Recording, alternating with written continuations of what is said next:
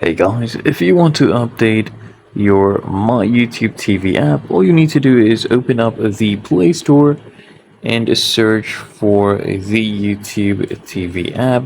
If you don't know how to search, you just come here at the top, click on the search bar, type in YouTube TV, and there you go. As long as you see update, okay, then go ahead and click on update and start it off. As you can see, it is currently downloading, and if you see the open button, that means that it's currently up to date. Okay, so let me go ahead and launch this update to show you it's completely up to date. It is going to work. There you go. You can try it for free with the trial plan. You can just go ahead and sign in at the top right, and it works.